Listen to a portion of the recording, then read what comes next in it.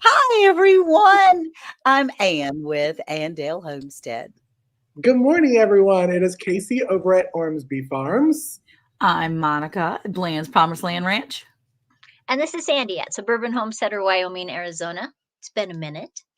But Yeah. Ann, could you just welcome everybody in? There's all kinds of people that are popping in already. And so if you could just say hi to everybody. It's so fun and such a treasure to do that. Jesse and Lisa from Lazy Days Ahead. Good morning, everybody. Hey, B&Us Odyssey. How are you? Hey, Troy Sutton. I'm glad you're here, honey. Scotty. Hey, Lone Cross. And Melanie. Hey, how are you, sweetie? So glad you're here. Cynthia Delott, all the way from the Netherlands. So happy to have her here. So thank you, everyone, for coming in to Hey, y'all. Hey, and we got some cool stuff to talk about. Sandy, what are you thinking of as far as our topic today from what we did this past Monday's podcast that was released is all about fodder. Well, Not fodder. father, but fodder. What you got to say about fodder? Well, for me, I love fodder. But some people out there will be going, what are you talking about? We don't even know what that is. Definition of fodder. Food for your animals, especially if it's dried. Hay, different. We're going to talk about all kinds of different fodders. But for me, I love fodder for my chickens. That's awesome. Because Now, Sandy, is there something on top of your microphone, maybe, or around? You sound just a little teeny bit. We want everybody to hear every word, every speck of knowledge that you have out there. can you So, hear me better? Is it better a little now? bit. Go Ah, right ahead. sorry, had a little There sticky you note. go. That's it. You know Yay! me and notes. It was You those and your Post-it. Notes sticky all note. over. That's it. That's it. That's it. Okay, so fodder, you like it for your chicken feed. I do. It's a way to really stretch your budget. You know, um, Yep. example, and we talked about this on the Monday. If you had a 50-pound bag of wheat that you're going to make into fodder, it would actually make 200 pounds of food for my chickens. That's a big difference, It you is. know. And as a homesteader, you always want to stretch your dollars. Yeah. Yeah. And a lot of times we don't think of things that we can give our animals. But most of those, like we have a pond that's across our road. It gets duckweed. I don't know if you know it floats on top of the water. That is Mhm. great fodder for a lot of animals. Yeah. Okay. Monica, have you tried any fodder? Do you use fodder? Yeah, I mean, we have done when we first started talking about this on our podcast, I was kind of blown away by some of the things you were recommending because I didn't realize fodder was more than just the wheatgrasses or the oats or whatever that you sprouted. Like I thought that fodder was just something you had sprouted too. I mean, I kind of knew, but I didn't really know until I learned more. So yeah, I mean, we have done the sprouted grains. We've done the I've done barley, I've done wheat. I've done oats, I think too, whole oats. I mean, I've done those where they build, they grow the little grasses. But you were also talking about all kinds of different fodder besides the sprouted grains. So, I mean, I guess fodder is it hay too, or Sure, it is. okay? Yeah, So, I mean, yeah, fodder. I use The fodder. actual definition of fodder is food Yeah. for your animals. Now, most Okay. people think of it as dried food, but Mhm. that's not necessarily in the whole scope of it. Yeah. Because, like, if you're by somebody that does brews beer, there's a lot of microbrewers. They have this access stuff that they would throw away after the beer is made. Mhm. Um, it's the residue that is left from all of the stuff they add into the beer. That is actually a fodder that you could give to your animals. Wow. It doesn't have like alcohol in it. It's just the leftover because I might be visiting my local brewery. Well, my one friend who uses it a lot, he has the thing with the brewery in our town. They give it all of his stuff. Okay. And what he usually does is he takes it, they give him in 5-gallon buckets. He takes it home and he actually lets it dry out and then he gives it to them. If Okay. they ate a lot, probably there would be a little alcohol in there. I'm not sure. Chips and chickens, okay? That's But some happy girls. but fodder is more of a supplemental thing. It's not the main diet, correct? Well, it depends on what you look how you look at it. Most people think of fodder as the extra, Okay. right? But every pellet that you buy Hmm. is actually a fodder. Oh, So it's, it depends on who you talk to. Got it. okay. What about you, So, Casey? well, as I said on the podcast, my knowledge on fodder was our Father who art in heaven, hallowed be thy name. That's about all I knew about fodder. But I have to tell you, because for people that don't know, we pre-shoot our podcast. And when we shot that episode, I took a lot of notes that day because I really wanted to have something over the winter when the grass was not as green, Right. for the girls, to have something that would imitate grass for them, to where they could still get a supplement. Again, I know that you can't completely take them all off their feet and just say, okay, fodder is all you get. You don't get anything from this fodder on. Mhm. I'm gonna have fodder jokes all day, all day. But I think it's so interesting to learn about all the different ways that you can grow the fodder and how it doubles and saves you money.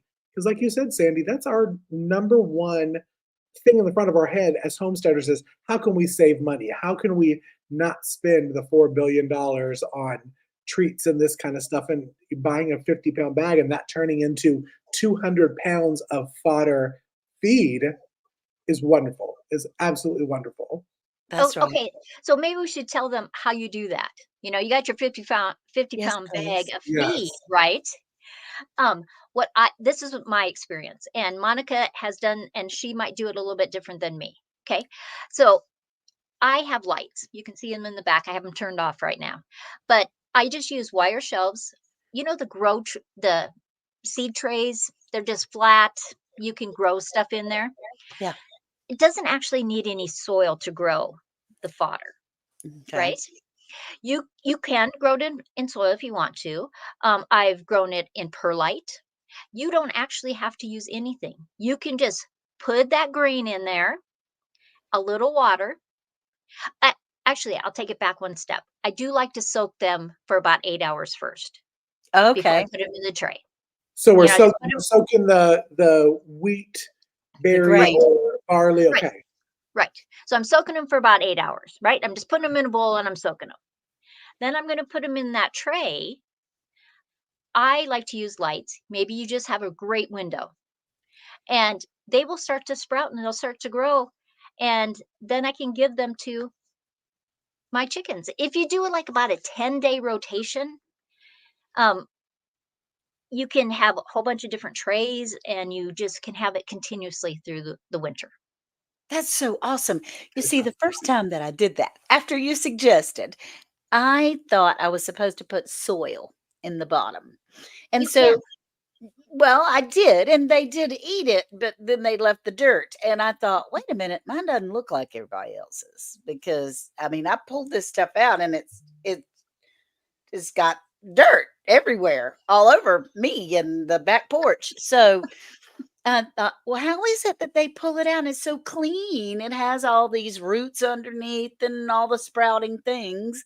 But to learn from all of us that you put the seeds, soak them, put them in a tray with water is all you need. You don't even need soil. Is super cool to me.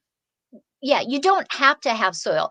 One of my favorite things to use is have you ever been driving down the highway and it's a very steep slope and they have this material that they lay out there to help so that when it rains hard, it doesn't go sliding down and it holds the seed Right. that so it can start to grow. Um, I bought a roll of it one time. And Oh, so lots of times I have just cut it to fit that tray. I can grow the fodder on there. Then I take it out in the wintertime. And because it's a little more stable, I can literally just put it on on the ground or on the snow, or I can bend it up and the chickens think it's really fun because they're pecking on the sides.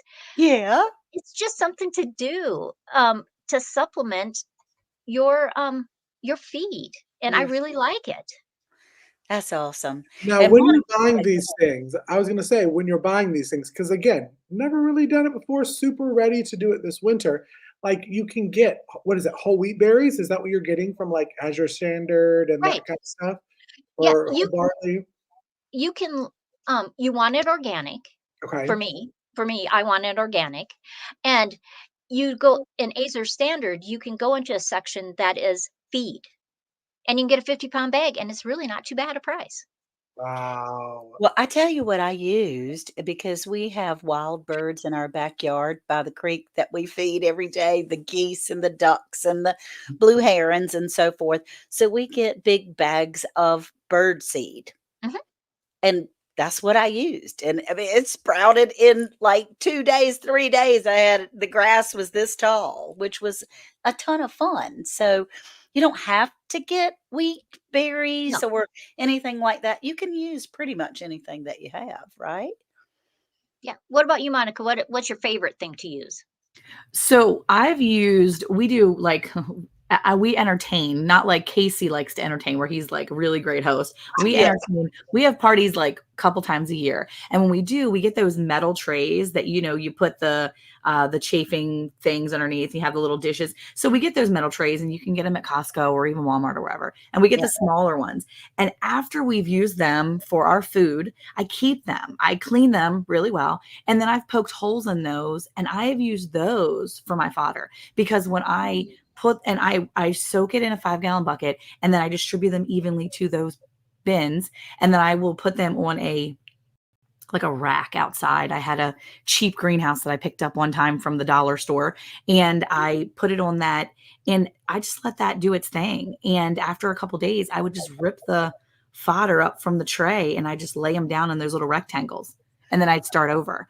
And I would probably take a couple of those trays out every day or every other day once I started and just put them back in. I loved it. It was a great rotation. And I mean, the kids were helping with it. And at the time, my now 10-year-old was little, and he'd take his hands and run it through all the seeds and help me distribute the seeds evenly in the trays. But Yeah. I mean, yeah, it was a great way to do that for the birds, especially when it's fall here and everything is already crispy and dry, and there's Yeah. not a lot of green grass. So even though it's not winter, it's crispy. Everything's crispy. So have that green grass for them, whether it's wheat or barley or whatever it was. It was nice for the chickens and even the pigs. So, yeah. Okay. But we have fodder this time of year. We have pumpkin fodder, right? Oh, Because that would be considered Yeah. fodder. So your yeah. extra vegetables in your garden, I think you had said that on the podcast, Mhm. Sandy, that Yeah. they're like turnips or any of those root veggies or things that maybe you're not eating a lot of or whatever it is. We let our animals go into the garden at the end of the season anyway. But this time of year, especially November 1st, is the season. People are getting rid of their pumpkins. Your neighbors are getting rid of their pumpkins, and churches and pumpkin farms are getting rid of their pumpkins. So go get them for your animals. Save some money and get those pumpkins. Matter of fact, tomorrow we'll be up early and loaded. And at 10 a.m., we're going to be at the pumpkin farm getting bins and bins of pumpkins for our Oh my pigs, gosh. for our chickens, our ducks, our turkeys, and our cows. Our cows love pumpkins. So we'll Wow. be getting pumpkin fodder tomorrow. Yeah. And sometimes we Get don't my think pumpkin about, pies. yeah, um, other things. Like if you live by somebody that farms sugar beets, what Mhm. about where's their waste things? The tops of the sugar beets, the fish meal, molasses, things Mhm. we don't really think about. Sometimes, if I was making microgreens, that I'm putting in salads, I'm putting it on my bread, for a sandwich, and I Mhm. had extra, and they're getting a little bit too big, right? For me to enjoy on my salad. I can just take those microgreens and give them as fodder to the chickens. Okay. That's cool. You know, I mean, if if you have really old seeds and the percentage of that they're going to make a lot of vegetables for you, you could always just soak those, let some of them sprout, and give them to your chickens. okay. That's a good idea What? I'm because learning more as I'm, like, listening in. I Thank you. mean, our minds get blown all the time, but I wanted to come back to something that Monica had said because I have envisions. I have these plastic trays and Do I need holes in those trays for the drainage? I'm pretty sure we talked about this on the podcast, but I need to make sure that does I it mean, need to drain? so yeah, so I double up mine, and so what I would do is I would put holes in the tray and the top tray, and then I put the seeds in, and then I'd water it, right? Make sure that if I had soaked it, okay, so I'm putting really damp seed in there, and then that first day I just kind of let it drain whatever that is already in there, and I have a bottom layer with no holes. And the Okay. one with holes will just drain it out into the top. Just it's a light layer, right? It's not that much space. It's usually pretty close to being Yeah. flush.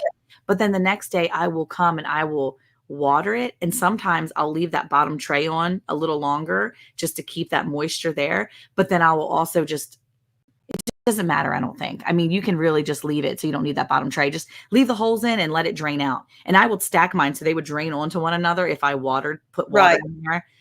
Just to keep making sure they're moist so they're continuing to grow. But yeah, they need drain holes. They can't have that moisture there on them a lot because they'll mold, from my experience, because it's hot Okay. and humid where we are. Sandy? Well, I think it just depends. You get used to the amount of water, Yeah. the more you do it. Yeah. And if you're going to have, like, when I use that layer, that material, um, sets the seeds up above the water. So it just Oh, depends on gotcha. how Okay. you're doing it. Like, if you were just going to do it with just water, I would definitely have the holes in it Okay. because you don't want them molding because they would, because it's too much water. Okay. But after you've done a few Mm, trays, you really get the hang of it on what how much moisture it needs. A lot of times when I very first start, I've got my layer, I've soaked my seeds, the seeds are on top, I've watered it again. Sometimes I'll either put a lid on top of that tray or I will put a piece of cardboard or a piece of aluminum foil because it doesn't need light at first when it starts to germinate. Okay. And it kind of just holds that moisture in a little bit. And then I just take it off after a couple days.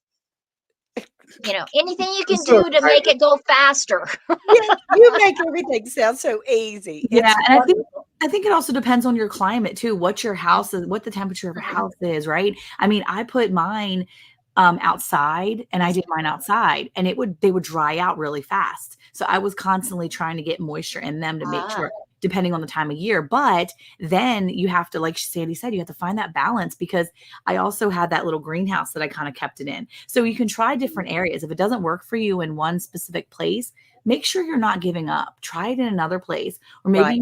maybe it molds one time. That's okay. Try again because Mhm. you're going to get the hang of it. And the more you try, the better you're going to get. And you're going to feel better about what the outcome is. And you're going to get that special, that sweet spot for you and for your animals. yeah. I have to say that I keep on going back to the pumpkin idea of Monica has told me off the podcast, Casey, you need to go and find you a pumpkin farm. Yes. Monica, I just want to say, I hope that the pumpkin farm is not fodder than your feed store. You can drive. Sorry, Oh, Jesse, I'm taking your stitch. but Yeah. well, it's not just pumpkins though. What about apples? What about pears? What about people like Casey who have, pear trees that are not doing the best, or maybe they're doing better, and you're taking there's no way people can consume. Well, there is a way they can all of it, but a lot of people are ready to give their extra away. And if Yeah. you're not going to put it in jars and cans, or you're not going to keep it for yourself, then give it to your animals. I mean, why not? This is the time of year when there's always a time of year where people are cycling through things, Right. especially those veggies or those fruits that they're trying to get off their trees or that's falling to the ground. That's fodder. Yeah. That's extra for your animals. That's so right, cool. That's so cool. right. And you don't have to buy any special lights. I Mhm. use shop lights because that's what I use when I'm growing my seedlings. But Okay. don't think you have to buy special lights. A shop light is just cheap and easy, or Yeah. use a good window. Like, this is my south facing window here, Mhm. and it gets great sun in the wintertime. I can Okay. put it right there. Okay. Well, I just have to read a couple of the comments if that's okay with y'all. And Jesse from Lazy Days Ahead with Jesse and Lisa says, when Lisa cleans out the fridge, she usually makes what she can and feed it to her mod fodder. So I think that's hilarious. And then we do have Dorothy is in here. We're so glad to have you here. She says that's incredibly interesting. Now, I have a question. Yeah, I have a question. When not everyone has chickens, Mhm. okay, Mhm. but they might have rabbits or anything. It would be, is this fodder used for animals that are mostly vegetarians, for lack of a better word, animals that eat grass and hay and all those kinds of things? This is what they would be, right? I think you could use it to any of your farm animals. Okay. All Yeah, right. Pigs and cows and Well, quail and bunnies. chickens are not vegetarians. right. Okay. Chickens are carnivores as well. Okay. They are ruthless. They will eat Okay. mice. If you have never seen a chicken devour a baby mouse, yeah, that's a Oh, thing. or snakes or yeah, that's true. Exactly. They Yes. eat Um, meat. They eat meat. They are ruthless. But no, okay. yeah, you can use it for all your animals, right? Right. Okay. So Casey, you're very woodsy around your place, right? Um, you can use young seedlings as a fodder too. There's a lot of things that an animal will eat. You know, a lot of times people have this beautiful tree. It's got all these little suckers coming up. Um, use that for fodder. I think we talked about on the podcast. I asked you about pine seedlings because we have a lot of those around. If that can be used, I know that you said that there are parts that you Yeah, think are good for the. I think there you could eat depend on your animal, and you'll be able to tell. Do some research, always research, because there are certain foods, plants, trees that a certain animal should not eat. Mhm. So just do a little research. And so if you have something, just Google, can my pigs eat this? And then you Right. will know what they can eat. Yeah. Okay. Yeah. You know, Now, Karma does say I wanted to run up and see Karma from Lewis Acre Farms, and we appreciate you all being here so much. This is so fun to be able to talk and interact with all of you. She says, all I have is cats and dogs for now, so I don't think they'll eat fodder. Someday I will have animals that will benefit from this information. I truly appreciate you educating us.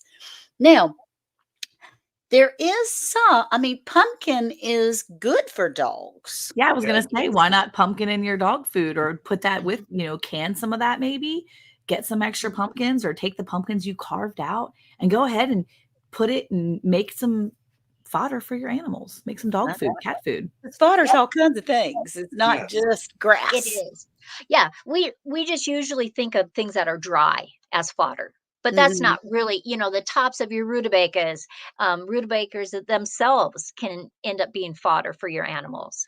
There's a lot Okay. of things to look at, you know, grasses, clovers. Um, look out in your land and see what you have. Right. That's right. That's right. And so what we do for entertainment for our little girls, we have 4 little fancy pants chickens that think they rule the roost, which they do. We hang a cabbage head about once a week, hang it Mhm. on a string for them to play with and eat, and man, that thing is eaten right down to the root. But oftentimes those cabbage heads come out of our garden. So Right. that's fodder, right? I mean, Mhm. fodder being food. Right. Right. Okay. Like we have apples and pears. So with the chickens, we have some rebar into the ground.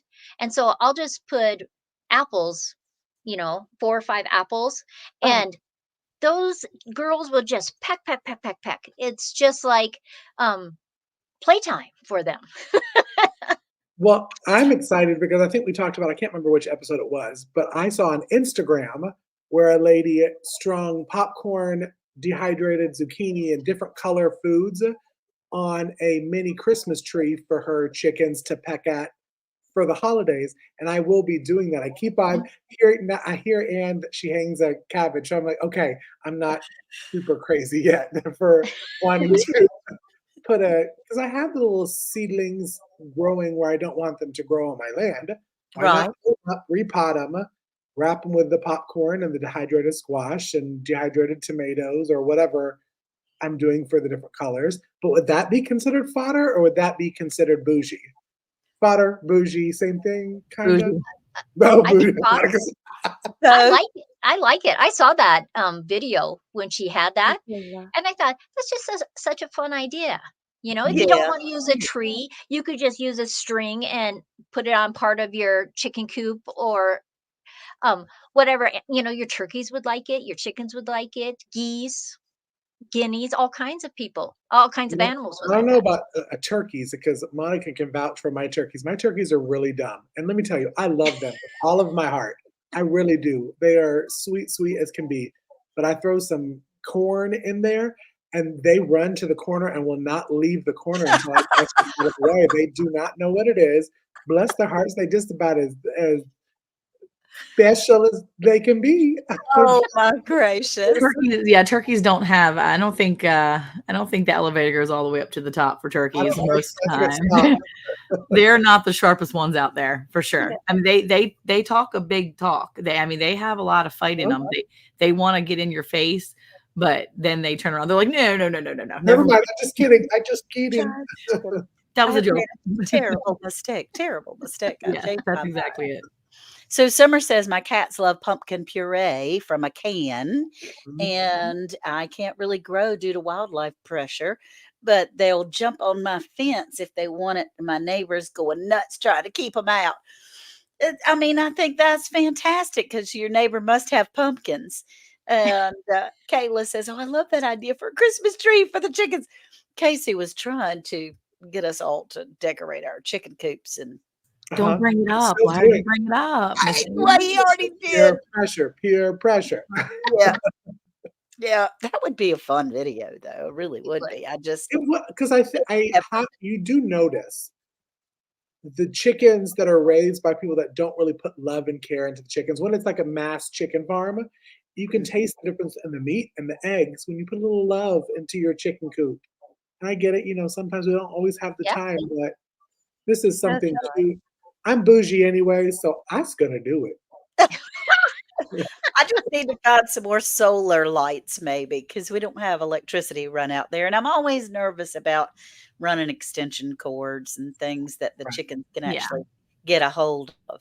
But Glenda says her neighbor had a pet. Glenda from Grace and Fire says my neighbor had a pet turkey. She was disabled, but loved everyone. But she Mm. didn't love men. She was so mean to Sir Grace, but she loved it when I brought her treats. And so turkeys can have their own personalities as well. They really Mine do. doesn't like men either, Oh, Glenda. Let me tell you, my big daddy, the baby daddy, he loves my mother, loves Sis Tara, can't stand me, and I'm the one that feed him. oh He my wants goodness. us to fight every single day. Well, I'm Didn't telling like Monica's boys either when they came over. Yeah. He's not a fan. well, they're not afraid of farm animals, those Mm. boys. Your No. boys are used to like, you know. And here's a little trick for you. If Okay. you're worried about the extension cord, Yes. um, just get a PVC pipe. You can Okay. run the cord through there, so um, the connection make it big enough so that it stays in there, and then you can run that cord right up to where that electricity, where the lights start. You're magic. Oh my gracious. Why didn't I think of that? I mean, it makes sense. And hey, Indiana Backyard Gardener, I'm so glad you're here, honey, Adrian. But and hey, off the wall prepper too. I'm not sure that we got a chance to say hello to you. But it is this common sense thing that we do try to share because Mhm. none of us know everything, Right. and we can It's all learn from each other's ideas, which just excites me like crazy. I just love it. I just love it. So thank you. Mm. But okay, so it's been about 30 minutes, y'all. And we're just been talking about fodder. And Sandy, if you want to close us out there and just say, thank you or see you later or we'll catch you next week. We're still Well, everybody, back, by the way. I just had to say that. everyone, thank you so much for coming. We so appreciate it. I hope you take some of these tips this winter and we got some talking going somewhere. Yeah. I don't know where that's from. It's okay. It's not you. But thanks for coming in. Make sure that you check us out every Monday, 9:00 Eastern time. Central. And then in Central time, sorry. And then on Friday, we're going to talk about what we talked about on Monday. So get your questions ready. Get your ideas ready for us. And we just so appreciate you. But try some fodder this year. And we see you next time. I want to go do that. Bye, y'all. Bye.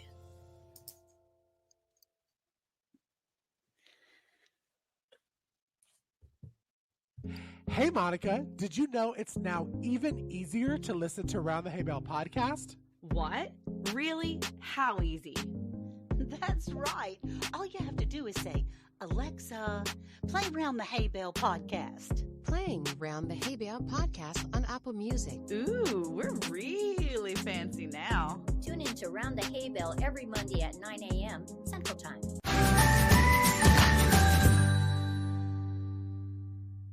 We're back! And now live every Friday. With new topics and a new time. Don't forget, a new host. Yay, that's right. Sandy joins the panel for Hey Y'all Hey radio show. Now, on Fridays at 11 a.m. Central. We'll see y'all there.